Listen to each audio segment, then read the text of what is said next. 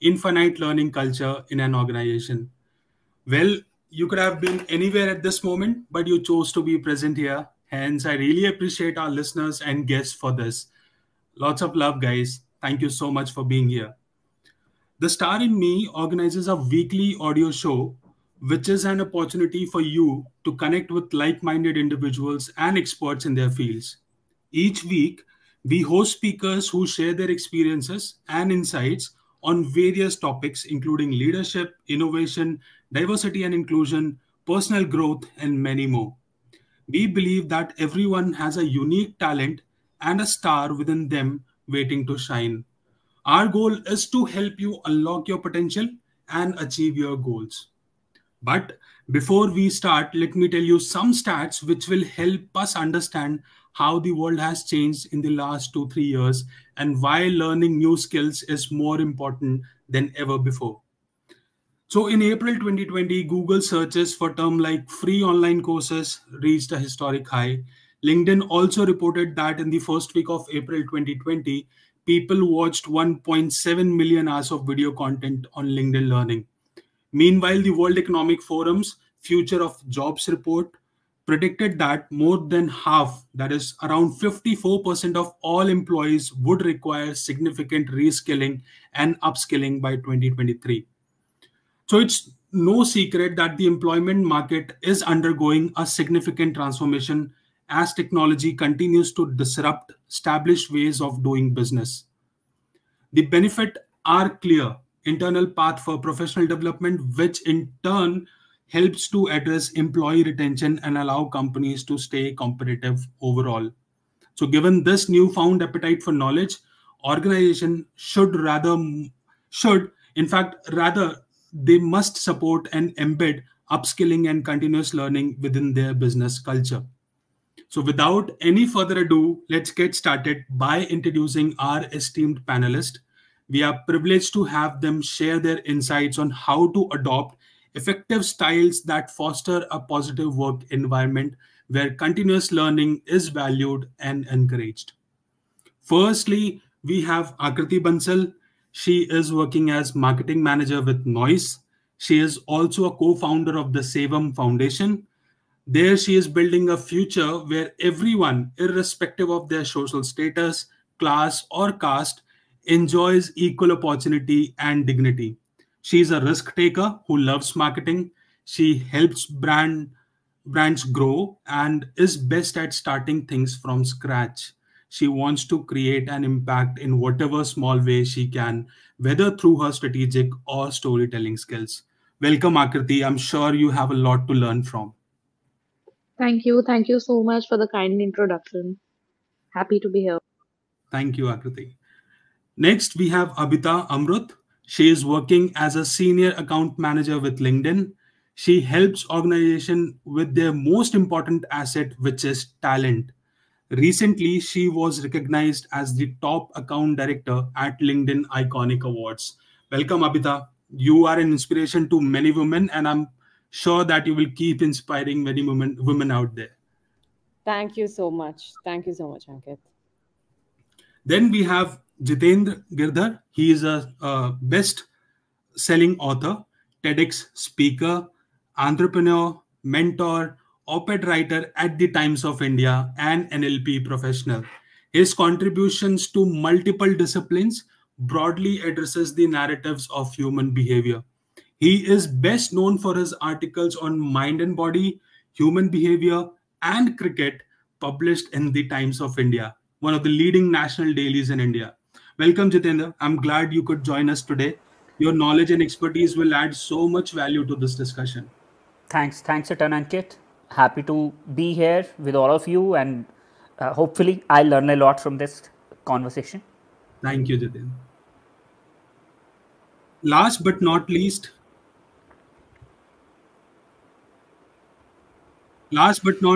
obviously, our wonderful listeners. Without them, this could not have been possible. Welcome, everyone. And give it a thumbs up if you are as excited as I am. So, at the Star in Me, we believe that one can amplify human potential through learning. as we delve into the topic of creating a strategic advantage by building an infinite learning culture in your organization. Our panel of experts will share insights on fostering a positive work environment, empowering employees, and developing effective leadership styles that drive success. So, guys, don't miss this opportunity to learn and be inspired to prioritize continuous learning and unlock opportunities for growth in your organization. We hope this discussion will inspire and motivate all of us to adopt styles that prioritize learning and eventually unlock opportunities for growth and success. But before we begin our discussion, let's play learning culture trivia, a fun and interactive game. But don't worry, this isn't your typical multiple choice or quiz. We will put a twist on it by asking you to explain why you chose a particular answer, as there is no one size fits all solution in this game. So, our guest, are we ready? Okay, so Absolutely. Yes, cool. Ankit. Yep. So let's begin. I'll start with Akriti. Akriti, my question to you is, I'll give you one question and with four options. You have to tell me which option you think is the best fit and tell me why. So my question is, what is the foundation of building a learning culture in an organization? Your Okay. options: A, employee training programs; B, performance evaluations; C, leadership workshops; or D, continuous learning. Continuous learning. And why do you think it's continuous learning? I think when people learn and when they grow, they are more satisfied with their jobs. They don't have insecurities within an organization. They are very considerate about each other. They don't fear that someone else will, kind of take up their job or they'll be seen down upon because, they're so satisfied within themselves that they're learning, they're growing. I think that fosters a very good culture within an organization. True, true. I totally agree with you, Akriti. In fact, if you keep learning, obviously you keep growing. So thank you so much for this answer, Akriti. And I think it resonates with it. Now, Thank I'll you. go to Abhita. Abhita, for you, I have one question. Which of the following is not a characteristic of a learning organization? Mm-hmm. Your options are: A, encouraging collaboration and knowledge sharing; option B, emphasizing a fixed mindset and resistance to change; option C, promoting a growth mindset and curiosity; or is it D, providing opportunities for continuous learning and development?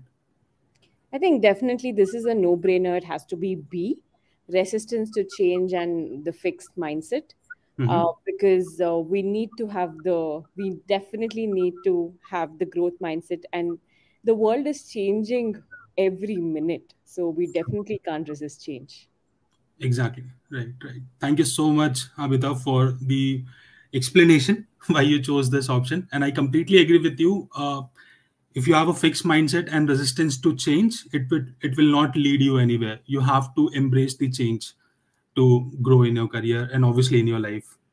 Thank you, Abhita, for your answer.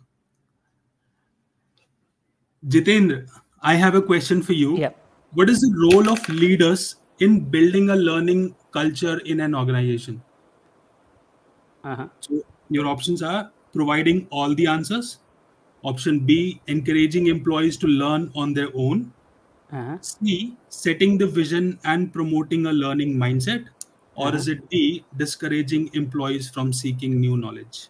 Option C, encouraging and providing that culture, inculcate that culture wherein people find their own questions and they go ahead on their journey of finding their own answers rather than looking for ready-made answers.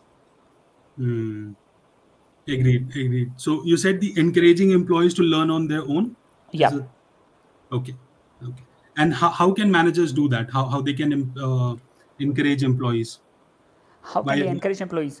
Yeah. The first of all, whatever statistics we see, the reason why most of the organization, despite putting in a lot of efforts, money, energy, everything, they fail to do so. There are three reasons, and the topmost reason has always been the leadership. So Hmm. leadership need to showcase and lead by example. If we, as a leader of any organization, do not ourselves walk the talk and do not encourage people who ask a lot of questions, who are curious, who are intellectually, they are ready to showcase intellectual humility, there is no Mhm. point. Then having all the events and just talking about it is not going to help. So leaders need to walk the talk, lead by example, and they themselves need to showcase every now and then, on a daily basis rather, that the questioning mindset, curious mindset is more welcome than the people who come with all the answers. True, true.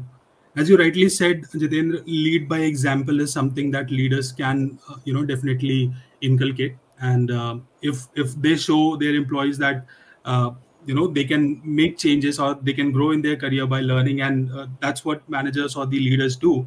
So I think the employees will obviously get motivated from it. Thank you so much, Jitendra, for your valuable input. Thanks, Ankit. And this question I want to, open for all three of you. What do you think? What is the benefit of building a learning culture in an organization? I'll give you options for this question as well. Your options are: A, decreased employee turnover; enhanced employee engagement and satisfaction; C, lower productivity and performance; or is it D, limited opportunities for professional development? If you didn't get my question, let me know. I'll repeat it. Can you repeat the first two options? It's decreased employee turnover, or B, enhanced employee engagement and satisfaction. I think it's a no-brainer. It's having more engagement with the employees. I think how you can kind of create a learning culture within an organization is through interaction, through more upskilling programs, more workshops, and more training programs. I think one more very important point that I would like to put in forward along with what Jitendra said, wherein people need to have ownership. It's also wherein your leaders take full, uh, enthusiasm to kind of know the aspirations of their employees, know the aspiration of, where people want to see themselves in the coming years. They help them grow. I think that fosters a very good learning culture in the organization. Right, right. Jiten, Yeah. what do you think? What is the benefit of building a learning culture in an organization? It's multifold. The benefits are like what Akriti just mentioned. There Mhm. are the see, we need to see it not from a benefit perspective. For all the audience, they are young professionals. As Abita just mentioned, that this world is continuously changing. In the Mhm. ever changing world, in the information age, in the age of AI, we shouldn't be looking at continuous learning from a benefit perspective. The point is, if we do not learn continuously, we will not be able to survive. Mhm. It's the battle of survival of the fittest going forward. The sooner we understand that, sooner we'll be in a position wherein we'll be able to fight with the changing circumstances. So True. I personally don't like to see it with the lens of the benefits, because Mhm. we can only highlight the benefits of something without which it is easy to survive. Right. So people need to understand that today we are able to do it. Our previous generation used to work in their professional journey with just one job their entire career. Today we need to do multiple jobs. Going forward, things would be changing rather rapidly. You need to be having multiple jobs at one point of time in the gig economy, and you need to there wouldn't be any choice of you getting yourself upskilled or not. You will True. have to.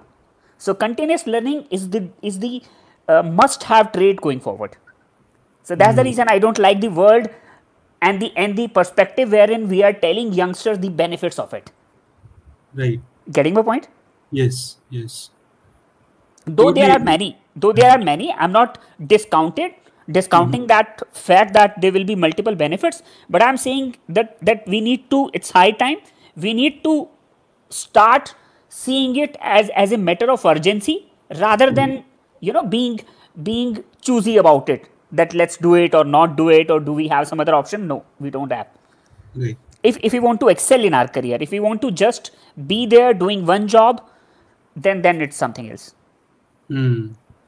As you rightly mentioned, Jitendra, continuous learning is something that is very important because, while I was looking before coming to this event, I was searching something, doing my own research. So I stumbled upon one LinkedIn's talent research.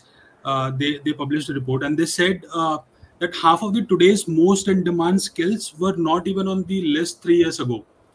So maybe the COVID has brought this shift, or probably a lot of new technologies and skills are in demand. They are coming in the market, and people want employees or candidates to be well prepared and have those in demand skills with them. Right, right. If I can put it in a form of an example, Ankit, Hmm. the previous generation careers and some of us in this generation also are going ahead in our career in the same manner.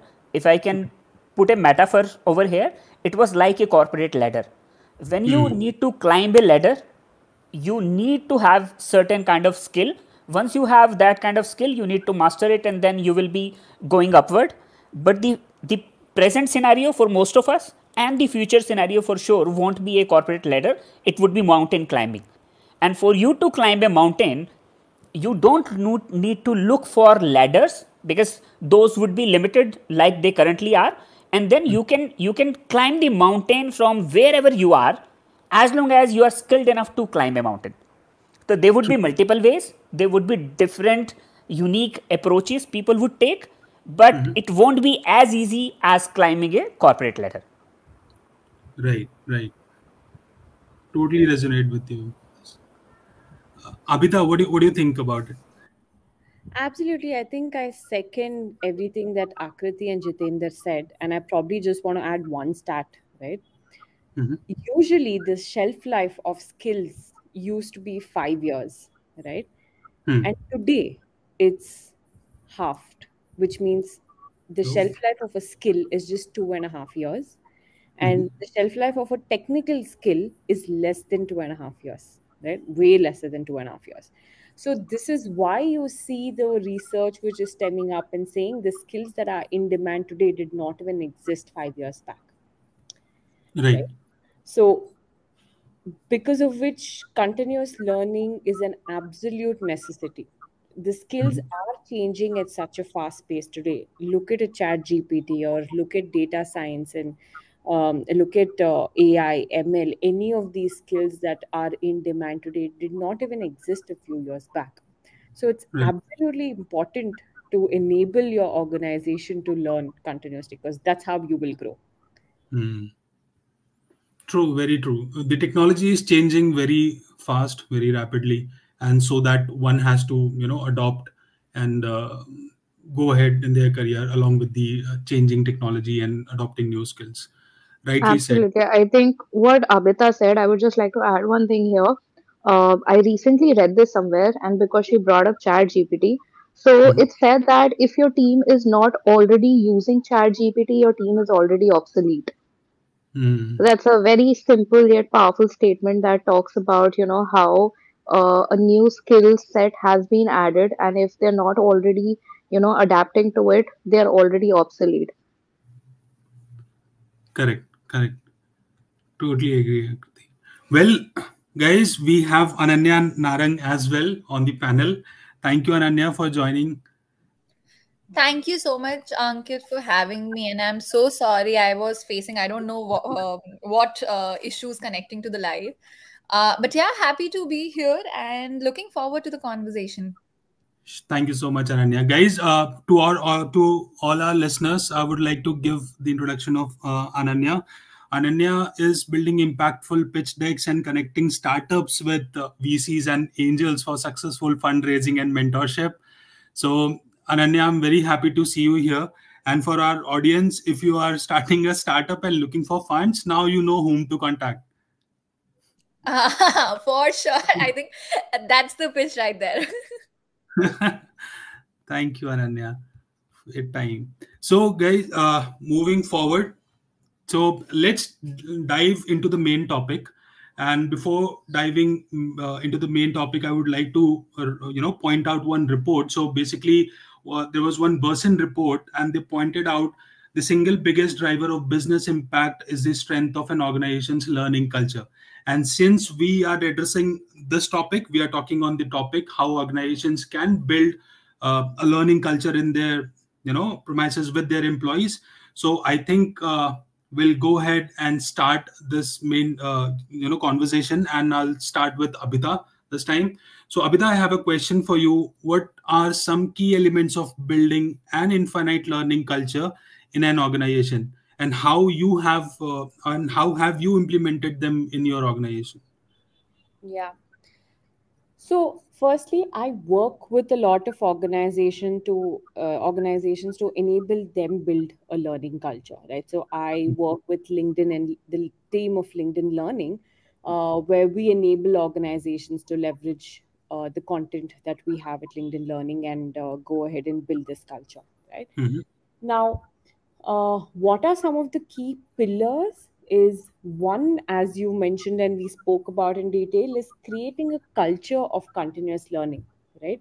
Now, Right. learning does not have to happen by just looking at an online course or reading a book or doing a certification, getting something from IMA. It can be as simple as leveraging or doing something on ChatGPT, or it could be as simple as even going ahead and understanding what's happening in your industry, reading a newspaper, reading an article, publishing articles. So learning can happen in various ways. You could be listening to a podcast, you could be listening to an audio event. So Mm-hmm. one is uh, help the organization understand that learning is not limited to certifications and watching courses and videos. It's multifold, right? That's Yeah. number one. Second, and that's why it becomes continuous, because you're able to continuously learn every day, irrespective of your bandwidth, irrespective of do you have time or no, because you can do it in various ways. Mm-hmm. Now, the second part is keeping it self-paced. Now, the previously most of the organizations would heavily depend on in-person sessions or ILTs, and now everybody is working in a hybrid environment. Most of the organizations promote hybrid work environment and flexible work, right? So Mm-hmm. in this scenario, ensuring that the learning is self-paced and it's not dependent on ILT becomes important. True. Also, the third aspect is there could be a blended learning, right? Now, if there are the benefits of ILT or the advantages of ILT is that when you connect to a person in physically, there's always a better impact, right? The True. Yeah. person connection always has a different impact. So there is an energy that's involved when 100 people come into the room, 50 people come into the room, and you're trying to learn something, you're trying to brainstorm something. So the blended culture of learning is important, but it also becomes not very convenient when you're expecting 50 or 100 people to come into the room every week, right? Mm. It's not the best way to work. So Right. having a blended form of learning where you're supplementing with online learning modules or self-paced content plus also ILTs when it's required, that would be important. And Mm. the other thing is to ensure that there is actually people are encouraged and the employees are encouraged to go ahead and learn new skills. It's important to connect it to their IDPs, help them understand by learning these skills how is it actually helping them grow in their career. True. Every conversation, every organization has performance review discussions, IDPs, and goals for the next 2 years, 3 years. So help the employee understand how is this going to help him or her in their career growth? How is it going to help the organization in achieving the goals? So Mm. these are the four main pillars, if I had to mention. Right. Thank you so much, Abhita. And I think they should have, organizations or leaders should communicate this clearly, as you mentioned, that the employees should know why they are learning new skills and how is it going to impact their career. So I think this is a one communication that needs to be communicated properly to the employees so that they also feel encouraged and they keep on learning. Thank you, Abhita. That was really useful. And I think organization and leaders can get inspired from this to inculcate a culture that promotes learning. Now, my next question will be for Jitendra. Jitendra, my question is, how important is effective leadership in building a learning culture in an organization? And what leadership styles or strategies have you found to be most effective in your experience? Right. Ankit, since we are talking about learning culture, we are not Mhm. talking about learning system or learning process. Right. So, what we typically talk about generally around this topic is that we need to encourage people, we need to facilitate them, whosoever want to learn, and there are platforms, and when most of the platforms, most of the facilities companies provide, and today there are multiple avenues as Abhita mentioned, and most of the learning is free. People are getting smarter through internet, but only those people are getting smarter who want to learn more. So Hmm. the biggest challenge for the leaders or for any organization is that the job is not even half done when you encourage and facilitate people. Because as a culture, we are doing most of the things wrong.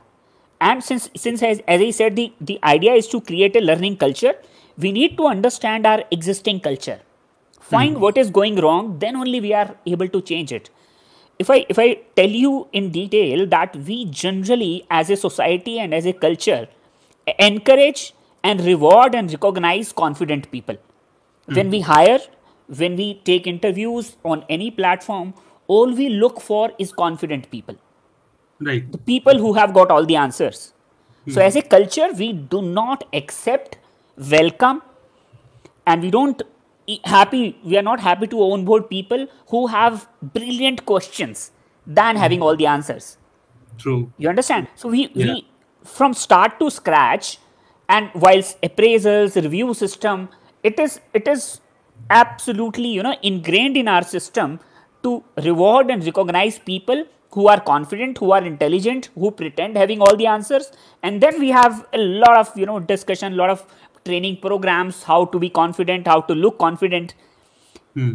So in that situation, you can, whatever platforms, whatever facilities companies are giving, it's only the go getters one, the one who are ambitious are able to fully utilize those opportunities. But the Right. ones who currently do not understand it, and that is our fault, because we Hmm. all are a product of a cutthroat system.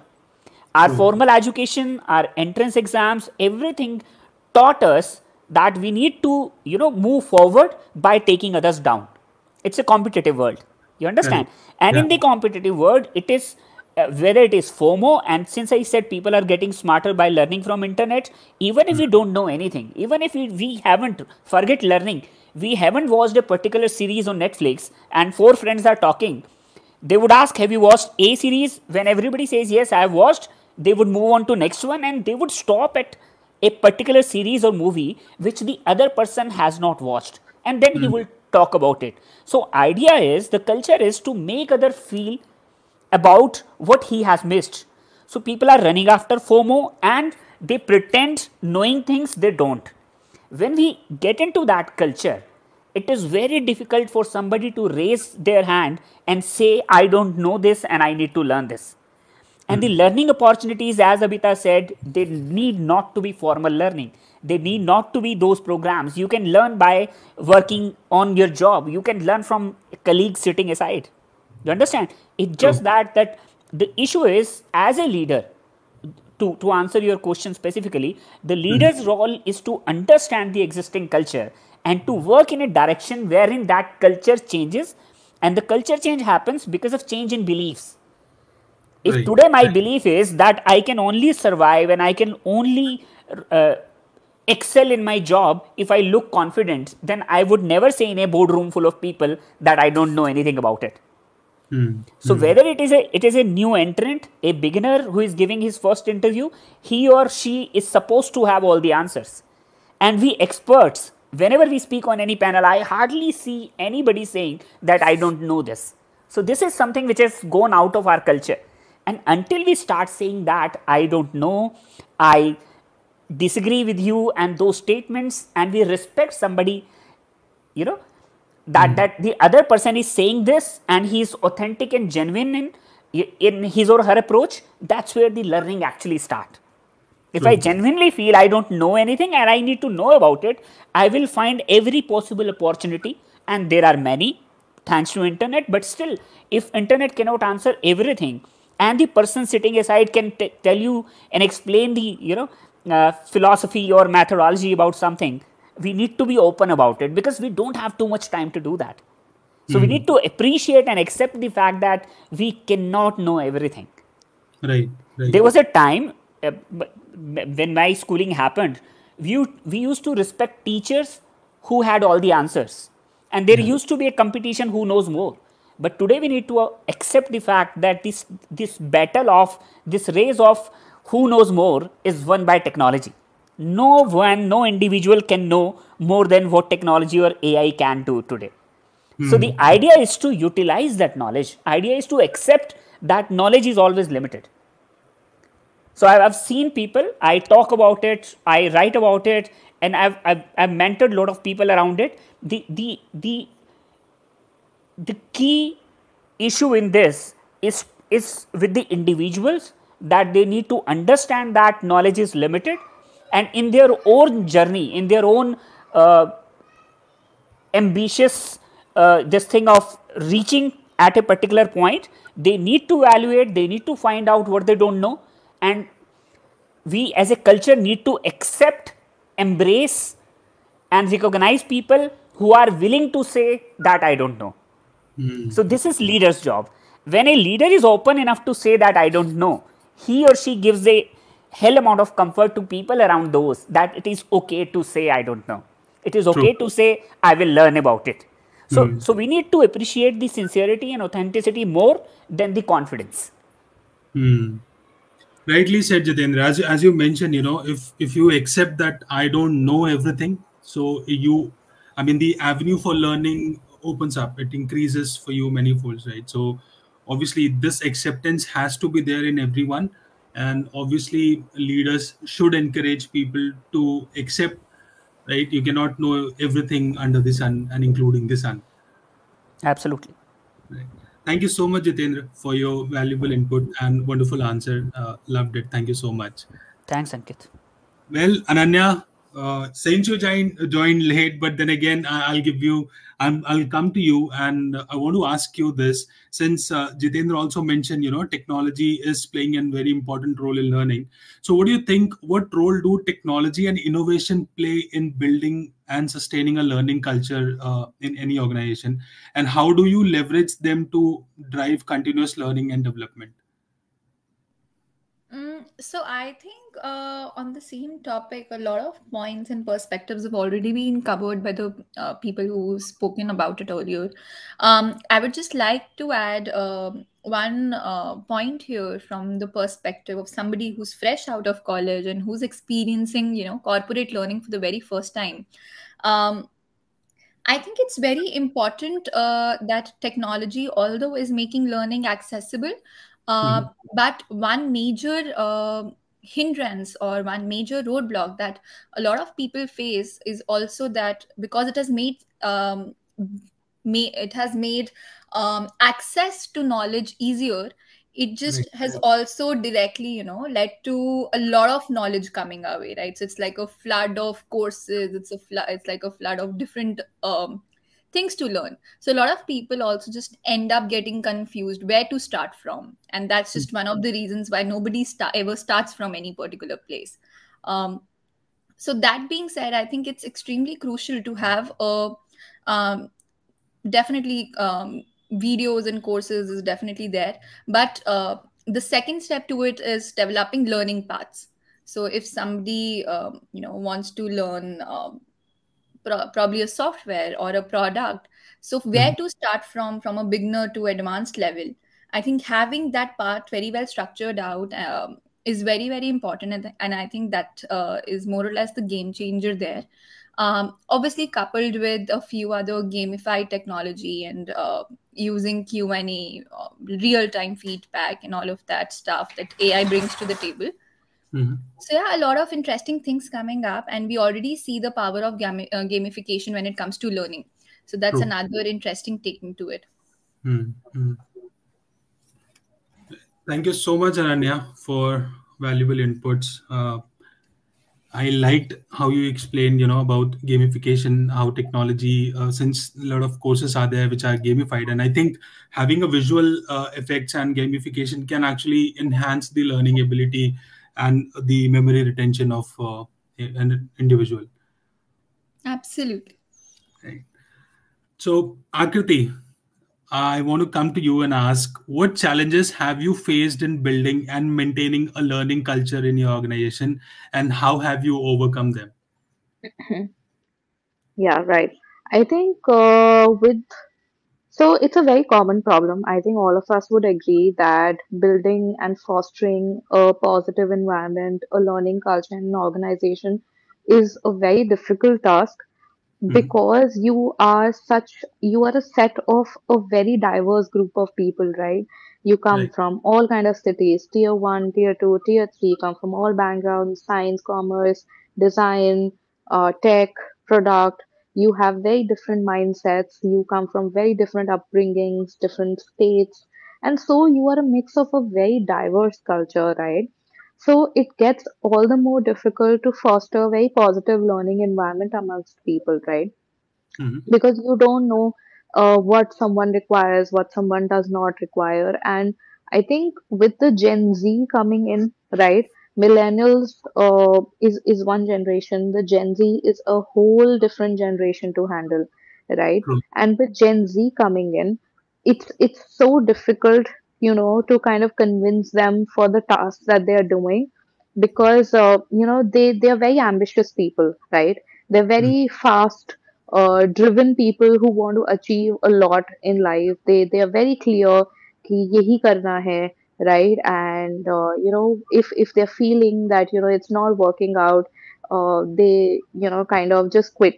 They call it quits, and it's on the leaders to kind of help them understand that it's not about quitting, but it's all about working out, right? But as they True. enter the corporate, they're very impulsive, and this is a very, I was talking to a career coach and corporate trainer also recently about this, and we everyone agrees that they're very impulsive when it comes to working.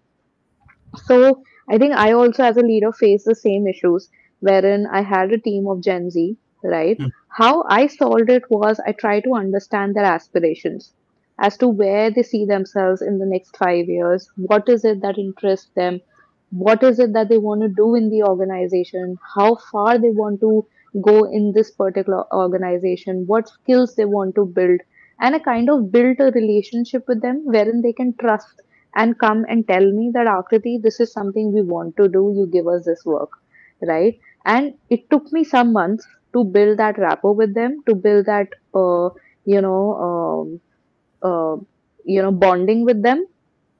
But Mhm. once it was done, they really trusted me with coming and telling me that, we're not enjoying the work, or, we're not learning. We feel our learning is stagnated or something like that. So they're now very open to come and tell me, and I help them, overcome this and give them work that, is in line with, their aspirations. True. True.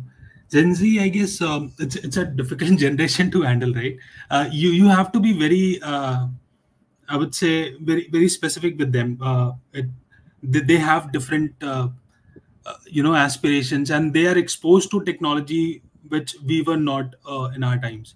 So that's very insightful, Akriti, as you mentioned, as you handle your team. So it is quite impressive. Thank you so much for sharing your views and answer for this question. Thank you. All right. So, guys, the next few questions are open to everyone on the panel. Feel free to unmute yourself and share your insights. And I would like to ask this question, which is, very important for me and for organizations as well. Is this how do you ensure inclusivity and diversity in your organization's learning culture? And how do you promote a sense of belonging and engagement among employees from different backgrounds and experiences?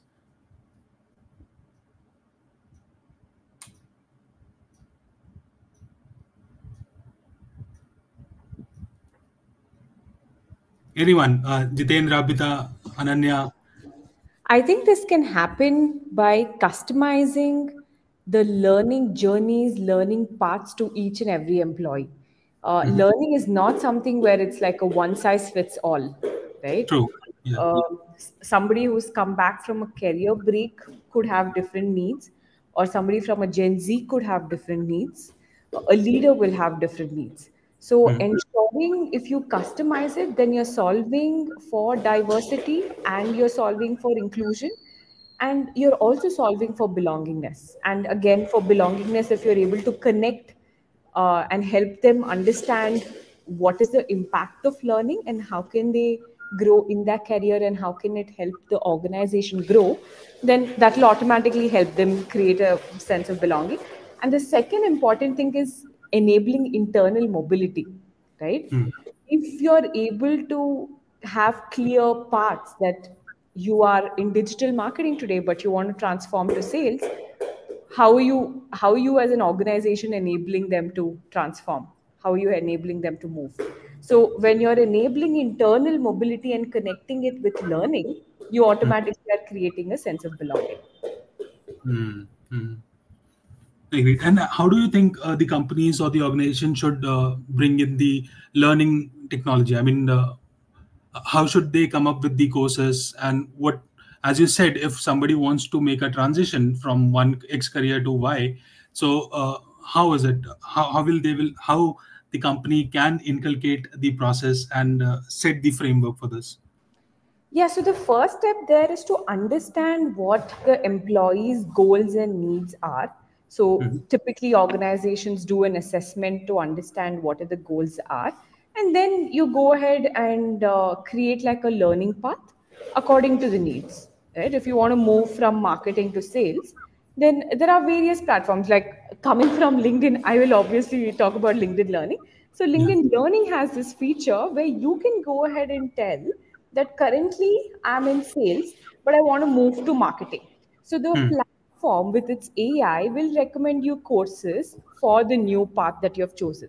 So you can either say you want to transform to a new career, or you can say you want to sort of grow in your own career, or you can say you want to become a people manager. For each of these things, the AI will recommend the courses, right? So I'm just giving you an example because I am from LinkedIn Learning, but there are various platforms which can help organizations do this. True. True. So as per your requirement, you can obviously take help of technology and AI based tools, which can suggest you a lot of courses, and obviously you can learn and grow in your career. Absolutely, absolutely, yeah. Thank you, Abita. Well, I would like to open the discussion for our audience as well. So, anyone from our audience, if you want to ask questions to our experts, if you have any questions, feel free to raise your hand.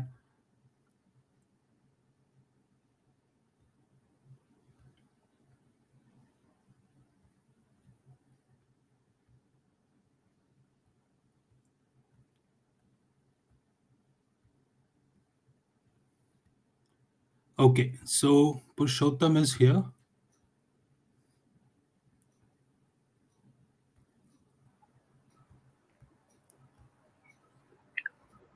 Hey, hi Yes, Ankit and everybody there. I mean, it's quite an eye-opening the kind of conversation going on, and kudos to you, Ankit. The way you are conducting it, and I thank just you. wanted, yeah. So I just wanted to express here that, like all of us, maybe, and most of us, I would say rather, that we have done our qualification, we have done our education on different fields, but maybe over the period of time we keep on shifting our skill set as per the market trend, as per the instinct or the or kind of interest that we have. Now with this new chat GPT coming up, and I remember that Ankita Akriti mentioning that any organization which has not adapted chat GPT, that's already obsolete. And I would say that it's a proactive way of pitching the technology, which I think we should be doing it. But there are honest and different, I would say, skill set which need years of expertise. I would say I would not be specific about here, but I want to understand that a continuous way of upgrading the skill set rather focusing on also to brush up and to preserve what you understand and what you have the skill set, and then of course doing the mastery on that by doing the repeat work at the same time, trying to understand and learn something out of it. So I'm little confused at this point of time with this new technology coming in, and I have also adapted many of the technologies which help us to conduct virtual webinar like this one, or to be more specific in our outreach, thanks to LinkedIn, of course. So we all are using the technology, but where to draw the thin line is very important for us, so that we don't lose on the creative instinct and the craft side of the skill, I would say. Ankit, I would like to take that up Yeah, yeah, since sure. Purushottam mentioned about the ChatGPT example. So, Purushottam, I feel that, it's always about upgrading and not unlearning. It's about learning more and not unlearning. So, for example, if you are a back-end tech person who works on a liquid website designing, so you work on liquid, right? And there is a new technology which is called hydrogen, and it comes into picture, and you start shifting your website from liquid to hydrogen just so that your website is faster. That does not mean that you would forget liquid, or whatever you have learned in liquid is obsolete, or is not going to be used while you make your website on hydrogen. It's the same for every other field, right? So you kind of build up on your previous skill sets and upgrade, and the base remains the same, right? Your tech knowledge remains the same, your marketing knowledge remains the same. It's just that you're adding more things to yourself just to stay relevant to the present times. It does not any that you should forget what you've already learned. Uh, may I have a rebut of this, Akriti, if you don't mind? Sure, sure. So I am not saying that we have. I'm asking, or I'm trying to undermine the fact of skilling and upskilling. I'm saying that skilling and upskilling is no doubt it's important.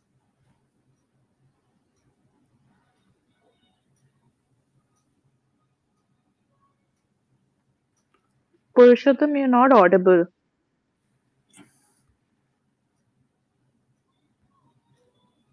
I experience this fact. I mean, I have a roadmap for the calendar year, for example. I have given a goal to my team member, including me, that to do these things, to get into the skilling part, and to adhere the learning calendar of, say, 3 months.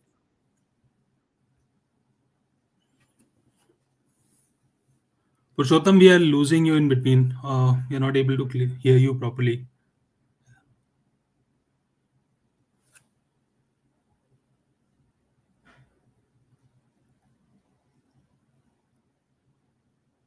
Putting a faith on the employee or the team member, and then the Purushottam, moment we they, lost you in between. yeah, sorry for that. I mean, Can you I'm just quickly, rephrasing. Yeah, yeah, I'm yeah, just quickly just rephrase. rephrasing. Sorry. No, I'm saying that skilling and upskilling is no doubt it's important. It's the demand of the time, and we should be doing that. But there is a flaw, and there is a flip side of the story as well. Being the team manager, and if you're leading a team, for example, you get a few surprises in your due course of time. The team members living the moment they have this upskilling thing happening with them. So how to take a control of it, and how to ensure that this does not happen, because is the new trend coming in, like with most of the jobs are getting control through the new technology at this point of time. I'm not naming here, but I would say, for example, on the creative story, there is another chat gpt is module is there. For the technology, there is another one. So the moment somebody learns it, they try to find better opportunities.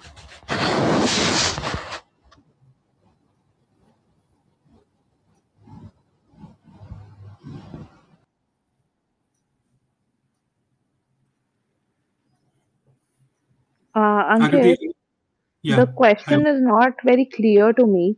Uh, if it's clear to anyone else who actually can, quick we were not. explain. I was also not able to hear Purushottam very clearly. There was some glitch in the voice. No problem. I mean, we can continue with that because I'm any which ways driving. So I'm in a car right now. I'm not driving, but yeah, I mean, forgive me for the network error. Please continue the discussion. It's great going on. So you can just ignore me at this point of time. I No think I worries. just want to add one thing to Purushottam's point. I think what he was trying to say is that there is attrition post employees upskilling, right? Is that correct, Purushottam? Yeah, it's from the both side. I would say. I mean, from the individual side, the moment they upgrade, and at the same time, the organization adapting to the technology, they go for the a mass layoff or the employee at going for the attrition way. It's happening both way, and being the team manager, it's a challenge at this point of time. Yeah, I think one is we cannot fear attrition and we cannot stop employees, we cannot stop enabling employees to upskill, right? So, irrespective of we enable it as an organization or no, employees will anyway learn it, right? So, I don't think there is a correlation or there is a it's a direct impact that the minute the employee is learning new skill they'll end up looking for opportunities and they'll move any which way. Even if you don't give them those opportunities, they'll move, right? Rather, even if you're giving those opportunities to 10 people and 2 people move out, at least 8 others are staying back with you and they're enabling you to achieve your results. So I think fearing attrition is not such a great idea. And on the second part on the layoffs, so I think that is a very periodic impact that we're seeing, right? There is a business impact of for every organization, and profitability is the goal for every organization. And if you have to attain profitability, either you have to reduce cost or increase more revenue. So the right now to increase revenue is hard because of the economic conditions. So that's why every organization is cutting down on costs, and employee salaries is the biggest cost, and that's why there's layoff. So layoffs is not so much because of there's new technology or there's there are more employees upskill. I feel it's also because of the economic impact. Right. Thank you so much, Purushottam, for your question. Your question is very perceptive. Thank you for sharing it with the panelists. All right, we have Amrita.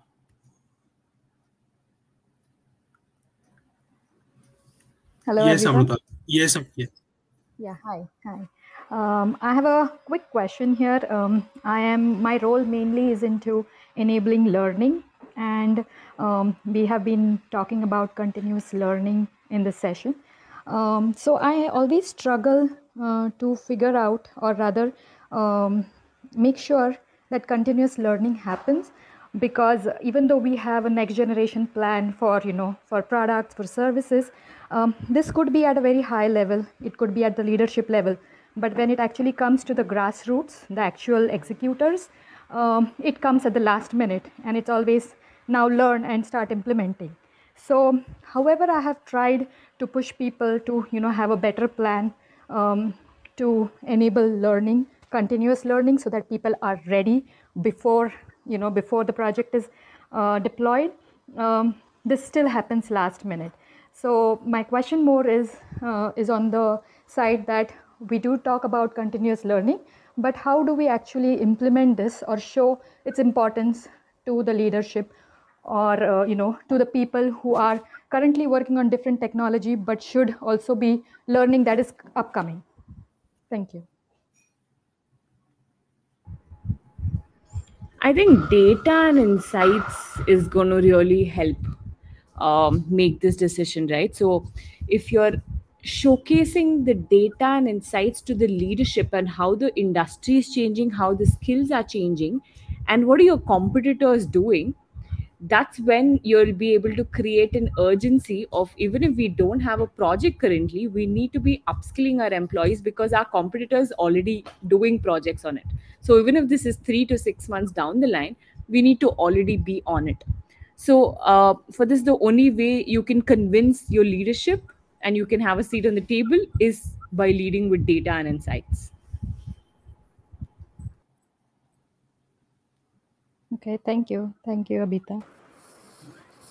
And to add to that, Amrita, whatever you do, you use whatever tool, be prepared to face the resistance.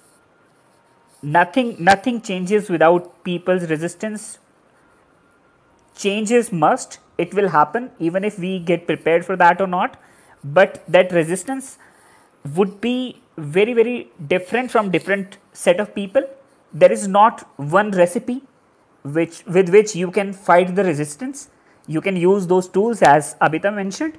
You can use data, you can use insights, you can use what is happening in other part of the world, what people faced when they didn't get ready in time, what all they lose in the process, and things like that. But still, even if people are keen to learn, even if they raise their hand that I want to learn, we want to implement these learning tools, technologies, methodologies, and this culture in our team, our company, the resistance would come for sure, because for that they need to change their existing comfort, they need to come out of that, they need to change how they think, how they operate. So even if they are willing, resistance is bound to happen. Sure, understood. Thanks. And if I can just, again, I mean, all the points are very well put out, but just to add one more thing to it, I think when we also add a little bit of internal healthy competition when it comes to learning, that also might help here.